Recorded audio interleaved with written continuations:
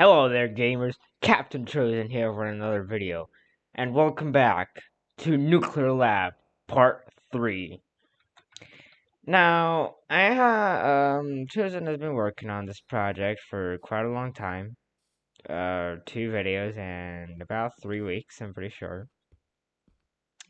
And, well, today we're going to do the ADS, or Automatic Defense System of the base, and also the militant forces that are going to be inside of this facility.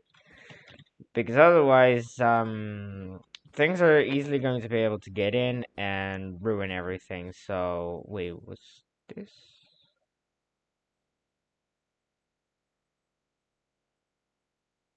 Huh. Anyways, so he left some measurements for me. He said I was not much of a master builder, unlike he was, but we'll prove him wrong, right, guys? Alright, so the first thing you want to do is make measurements. You want to make a nice perimeter around the base and make sure that there's enough space for bunkers or whatever you want to place, robots, it really depends. Just make sure the perimeter is big enough. The second thing you're going to need after doing that. Oh, also, by the way, so there are a couple things. Let me just give you some quick basic measurements. These bastions are 7 by 7 by 7 by 7, which is the ones that I'll be using from the Rebels mod. And if you place an emitter here, it will create a force field 35 blocks long, which means that it will end here. So, with those things in mind, you might want to pause the video and make measurements and stuff. If not, then we're ready to begin. The first thing you're gonna need is a lot of bastion structures, depending on how big your lab is. These bastions can be made with 6 reactive blocks, 2 conduits, and some pliers. So I'm just grab some pliers here. And just place them here, where the measurements are. You want to measure it so that the bastion will be big enough to fit emitters on both sides. You probably don't understand what I mean, but you'll see it in a minute. Okay, so now we can... Actually, I think we'll get rid of that by itself. Okay, and now we just right-click with the right-click with the pliers until it builds the bastion structure. And now, well, this is going to be the entrance and exit for our nuclear laboratory, so you're going to want to make a hole. Now, reactive blocks are quite different from normal blocks, and they kind of have health rather than, just being broken with the right tool. You're gonna need a pickaxe or sapper shovel or something like that to break them. And, well, the more black they get, as you can see, as I continue clicking, it gets darker and darker and darker and darker and darker and darker until it eventually disappears. So you want to just make like a small compartment over here so you can, go in and out of the base. I did have plans for a laser gate, but it was just way too complicated, so I'll just end up making I'll tell Chosen to make a separate video on it, and lag, and then you'll see if you can install it or whatever. So on each side of these bastions, put emitters. Let's break the rest of the wool. Should be perfect measurements. Chosen spent a lot of time on this, he told me, so let's hope that he is indeed correct. Emitters on both sides. Okay, so that's one structure complete. You're also going to need a reactor and a loader. Now, I'm no expert in these reactor things, but Chosen told me it'd be pretty fine. I just need to place the lockdown and, well, just open up the GUI and grab a redstone rod, place it here, and place a titanium core in here. And also fill up the loader with redstone rods. this is going to be so that the reactor is constantly powered. The reason I'm using redstone rods is because it has the lowest possibility of melting down. And because there are multiple reactors, if you get a meltdown warning, you won't really know which one you have to, um, execute. You won't really know which one you have to save for that matter. Because if you guys remember, the only way to save a reactor is by pressing the jettison button, which ejects the core. There we go. The reactor is now ready. Now let's go ahead and place our other bastions. Let's go ahead and break all this. Just break click. Boom. See? Perfect measurements. Alright, so now on these kind of corner towers, we are going to place ADS trays, or automatic defense system trays. Just place one here and one here. And there we go. That's pretty much all there is to it. And we also want to make a hole in the middle.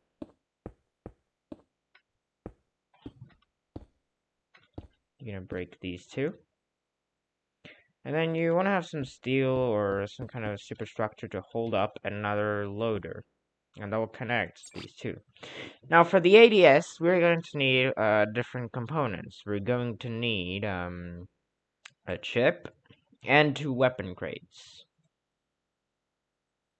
And that will allow us to build the dragon, which is an ADS sentry. I've already showcased what it does, so I hope I don't need to explain it a second time. These buttons I've already explained what they are for. And what you want to do is just grab some fuel, there it is, and just put it here, and some batteries, and place them here as well.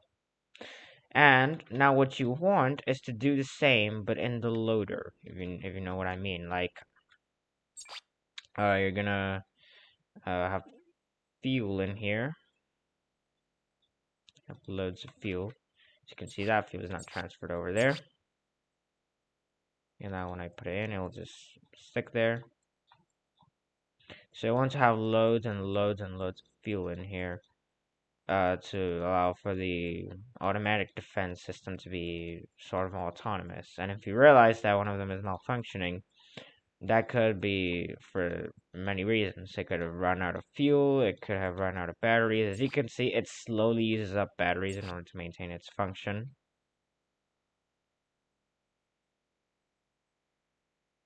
There we go. And that now loads the batteries in there. Need another chip. Need into weapons crates. The dragon is built again. And now we just grab some batteries, place them in here, so that the system can work autonomously. And the loader will just continue infinitely providing these sentries with batteries and fuel until it's out of fuel itself. Okay, so that's the defense bastions, as I like to call them. Just break all this stuff. You won't place an emitter on that side. Okay, remember, do not place an emitter on that side. Instead, you want to go over here. There's not a bastion down. Just break all this stuff. And the reason I chose to make this grass is because let's just say you're probably gonna be rebuilding this in a grassy biome. Just to say. Okay. I'm gonna place another ADS turret here. I just had an idea, and it's that you can also put ADSs up here if you really, really wanted to. But I'm not going to, since I just kind of don't like it. I mean, why would you really need it? So, yeah. And emitter on this side. Take all of this wool. And the outside is mostly just the Rebels mod. There's an emitter. Oh, okay. Make a hole to the inside. Good thing that these things are hollow, because otherwise it would take much longer to build this.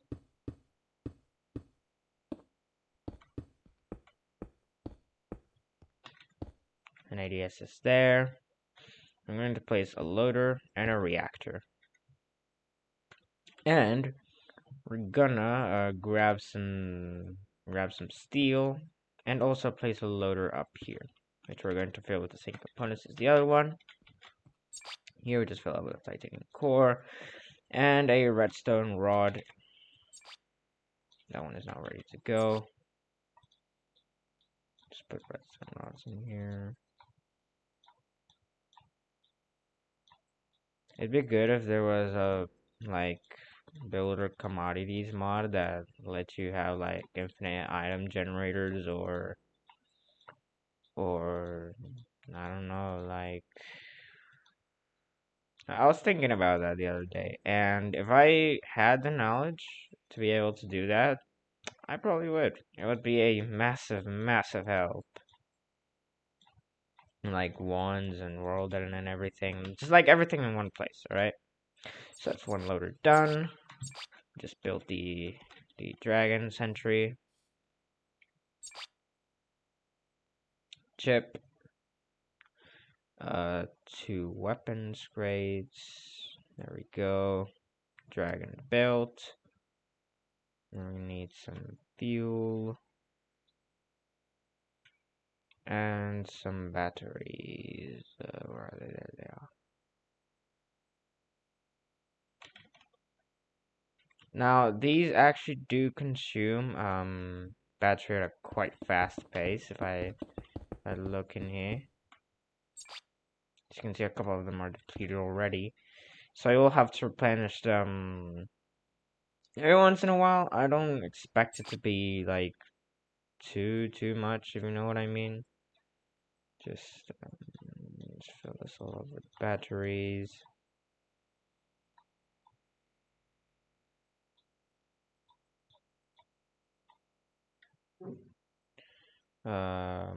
Grab some fuel. There it is. You can also make different make the dragon sentry fire different kinds of things, you know, like, or you can have HBM sentries like at the top, but I don't honestly really recommend that. It's kind of a bad idea, since, well, they don't have much range and you might end up blowing up important stuff, so don't do it. Alright, so that's another one done. Now we go on to this bastion place. And this is just gonna be rinse and repeat from the corner bastions, you know? Like, you know, ADS. And, well, that's pretty much it. So, I've already shown you how to do all of this.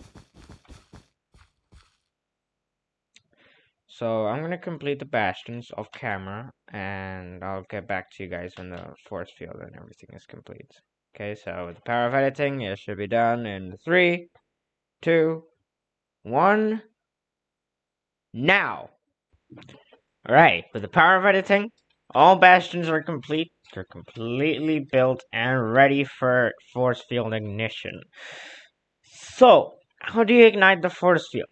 I'm pretty sure I showed that before, but in case I didn't, you just put your emitters and start the reactor, and yep, it's 2. Force field section 1 is ready. As you can see, there are the ADS trays with the dragons on top. Rinse and repeat. Another set of force fields are active. They might sometimes glitch out a bit. Let me see if it happens. I can show you how it looks like. Of course, system isn't perfectly efficient. Like it's only really for whatchamacallit, for completely square bases. Bases that aren't square will require more than just 4 reactors. Anyways, wait a minute. Oh, duh, there's a reactor in here. Don't break the loader.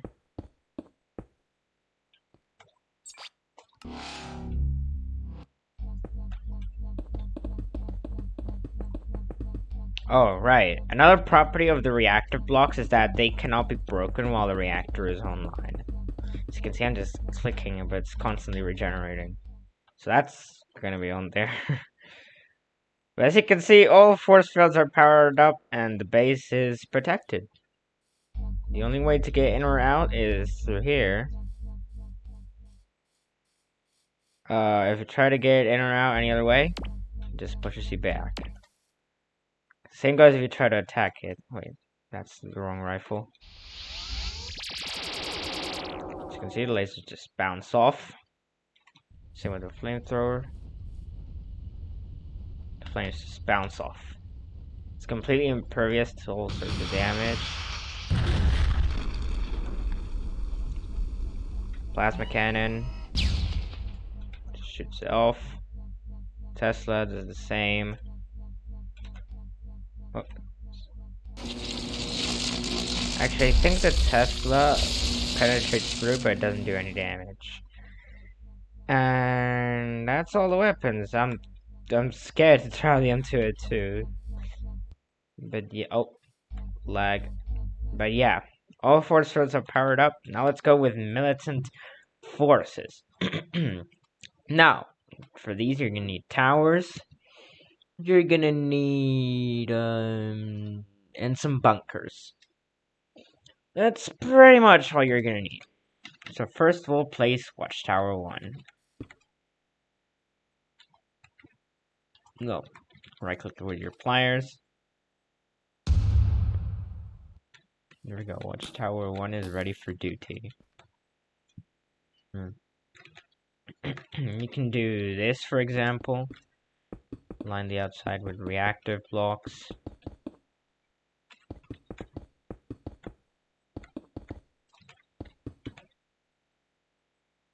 And place, say, an air controller here. So you can, call in airstrikes from up here on enemies.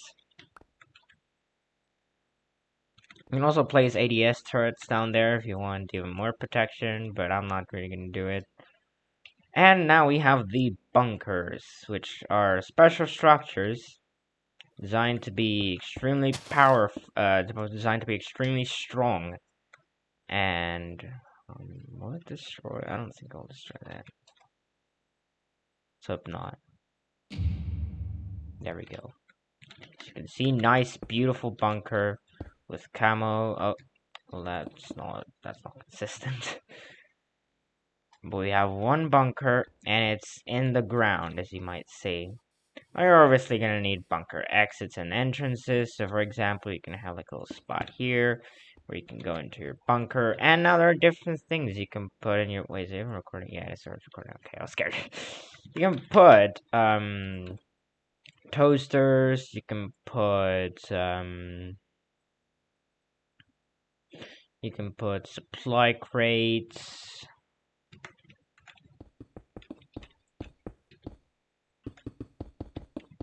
So, for example, this could be your weapons cache. Actually, you won't really need... Actually, you kind of do need weapons. But what you're mostly going to need is ammunition, explosives, and supplies. And these will be protected in here because this bunker is pretty much blast resistant. It is very, very powerful against against high explosive targets. And I think one of the only things that can penetrate it is nuclear weapons from rebels, or well, other certain weapons. You can also place say chests or crates in here. dash crates, for example, well, steel crates in this case, which can contain bomb components. Anyway, we're gonna make a second bunker. Let me just make some measurements. So the middle is here in theory.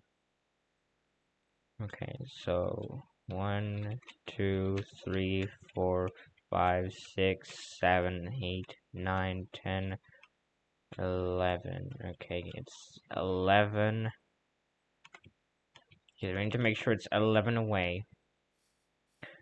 We'll leave a 4 buffer. 1, 2, 3, 4, 5, 6, 7, 8, 9, 10, 11.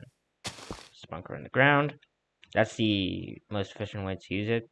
Bam! A second bunker ready to go. I don't know why these corners are not really doing their job, but that just kinda happens. You can also grab some beds or bunks or whatever you want to call them. You can get them from fancy mods. I just don't really have any fancy mods right now. And this is where your militant forces or soldiers will sleep. Okay, I would make bed bunks, but I don't have enough time and I'm too lazy to do that. Actually, I can make this bed arrangement at least a bit more interesting and efficient. There it is. 1, 2, 3, 4.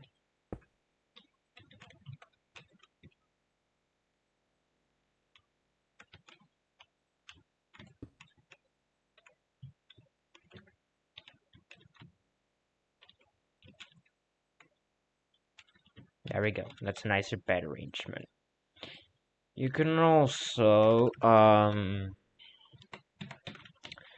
that's pretty much it, I think. No, right? Yeah. That's pretty much the facility done. Although you do obviously want to place some more watchtowers around here.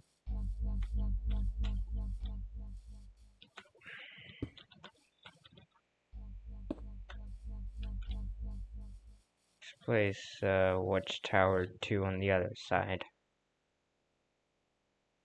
This should be a highly defended complex. This is nuclear technology.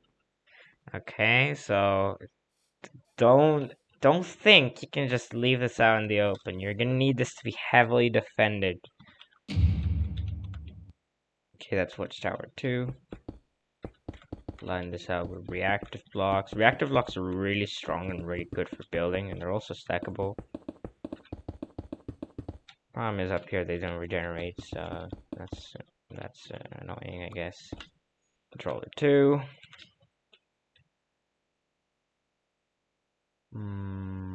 What other? Oh, you can also have like barricades, say. So if I grab a barricade, for example.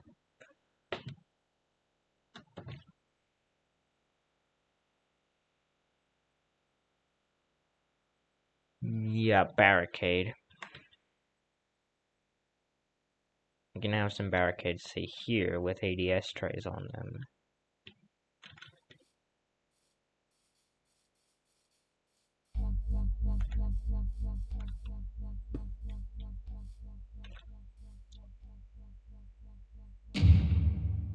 Okay, and now these 4 ADS trays are being powered up by the reactor.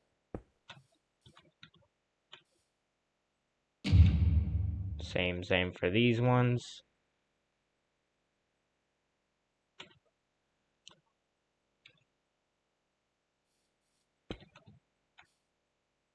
Wait, no, not that close, not that close. Yeah, the same.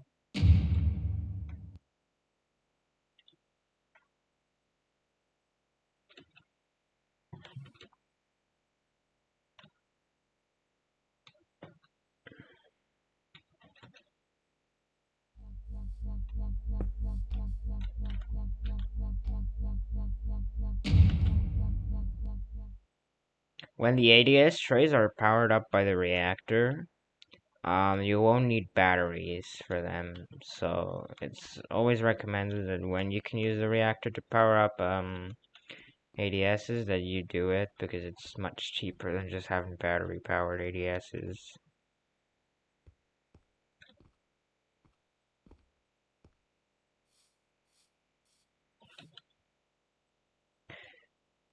And well, let me think of other things you can do. Well, I don't really find anything else to do, so I, Captain Chosen, leader of the Minecraft Military Squad Sierra 12, designate this laboratory complete and ready for action. So, Chosen, if you'd like to give a few words, please, that'd be greatly appreciated since you're pretty much the one who built this. Thank you, Captain. Well, guys, I think that's gonna be it for now. I know, pretty big build, although it only takes 3 videos. I thought it was gonna take longer. But for next time, I have a couple of plans, and basically what I want to do is a military base with Flans mod and helicopters and tanks and rebels mod and force fields. It's just gonna be amazing, hopefully. So if you guys do think that would be cool, please drop a like on this video, subscribe, and hit the bell, and let me know in the comment section if you'd like to see this video or not, because it's going to be a very, very big project, which is going to eat up a lot of my time, and I don't want to do it for people to just kind of roll over it, you know what I mean? Anyways, thank you so much for watching. I hope you have fun building this nuclear lab. I'm gonna go edit and play Secret Laboratory now. Thank you so much. Thanks so much to Captain Chosen for making the force field and the reactors and the bunkers and stuff. And well, this might have a future use that I'm not so sure of, but that could be pretty cool. So yeah, thank you so much for watching. This has been the Chosen Individual. Thank you so much for watching once again, and I'll see you all next time. Peace out, gamers.